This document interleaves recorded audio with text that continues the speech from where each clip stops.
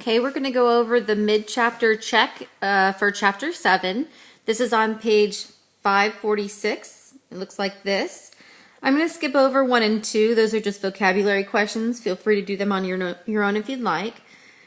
And here are the answers. So you can pause it, check your answers for 3 through 12. All right, here are the answers. Go ahead and pause it so that you can check your answers to make sure that you got the same ones. If there are any that you missed, feel free to fast forward to the problems that you did incorrectly so that you can see how to do it correctly. Pause now. For number 3 and 4, it says to circle the solution for the equation from the given list. And so for x plus 22 equals 27, our options were 5, 6, and 7. And you could check each one, but I think common sense tells us that the answer would be 5. And here's where we check it. We would do 5 plus 22, and that will be 27. And so 27 equals 27. That's what we're going with. With number 4, same situation. We have 17 plus n equals 24. They give us 6, 7, and 8. Common sense hopefully would lead you to think of 7, and so if we plugged in 17 plus 7, we get 24, and 24 equals 24, so that's how we check our work. For number 5 and 6, 7, 8, 9, and 10, we're going to be solving each equation and checking the solution. And it's really important that you check the solution.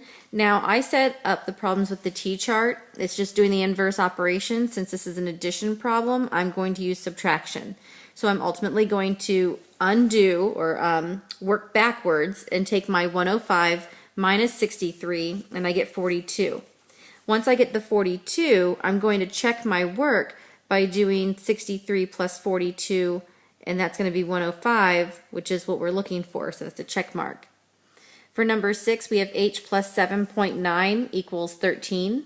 Again, I'm going to do my inverse operation. This was addition, so I'm going to do subtraction. I'm going to take 13 and subtract 7.9, and that ends up being 5.1. So h is 5.1. When I check my work, I do 5.1 plus 7.9, and that would be 13.0, and that's how we check our work, because 13 is what we're looking for. Number 7 was a plus 1.6 equals 2.1. We're going to do the opposite. And so when doing the opposite, we're going to be subtracting, because this is an addition problem, so we're going to be subtracting. That's our inverse operation. So we're going to do 2.1 minus 1.6, and we get 0.5. We check our work by substituting in for a, our 0.5, and we do 0.5 plus 1.6, which is 2.1. Check. Number 8 and 9. 8, we have p minus 13 equals 29. Now we're doing the inverse operation of subtraction, and so we're going to be doing addition. So we're going to work backwards, and we're going to do 29 plus 13. That's 42. Checking our work, we do 42 minus 13, and we get 29, and that's our check work. Number 9 was y minus 9 equals 26. Again, the operation that they gave us is subtraction, so we're going to do the inverse operation, which is the opposite, and add. So we're going to do 26 plus 9, which is 35. To check our work, we're going to do 35 minus 9, and that's 26, and that's a check. Number 10 is r minus 5 1/6 equals 10.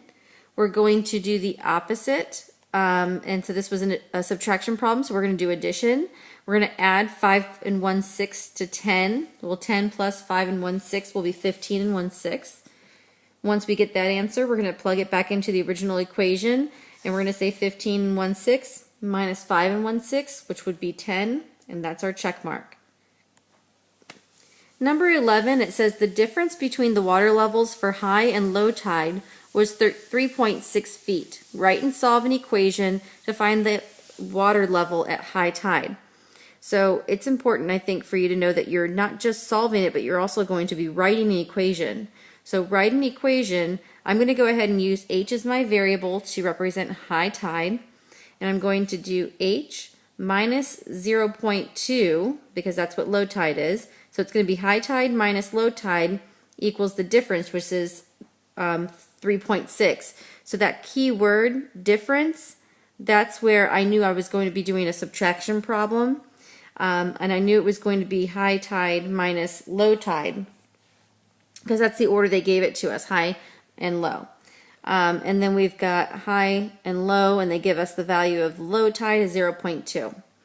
So when we solve this equation, so this is our first part, this is the writing the equation part. The second part is to actually solve it. So we're going to do the opposite inverse operation to subtraction. We're going to do 3.6 plus 0.2. We get 3.8. So the high tide is 3.8 feet. Okay. To check that, you can plug it back into the original equation, 3.8 minus 0.2, and that's 3.6 feet difference. Number 12 was a two-step problem. The first part, it says that if x plus 9.8 equals 14.7, what is the value of 8 times x minus 3.7 in parentheses? So what I needed to do first was solve my equation here, x plus 9.8 equals 14.7. To do that, I'm going to do the opposite of add, and I'm going to subtract 9.8. So I'm going to do, working backwards, 14.7 minus 9.8, and I got 4.9. I checked my work before moving on, so I did 4.9 plus 9.8, and it came out to 14.7. So I checked my work first. This is not the answer, this is just the first step. Okay, so that's just step one. Now we've got to apply step one to our second equation, or expression, which is 8 times, and then x minus 3.7 in parentheses. So I put my 4.9 minus 3.7 in parentheses. I went ahead and solved my parentheses first and got 1.2. Now I'm going to multiply that times 8, and I'm going to get 9.6. So the answer is 9.6. So if you stopped at 4.9, you just didn't go far enough. All right.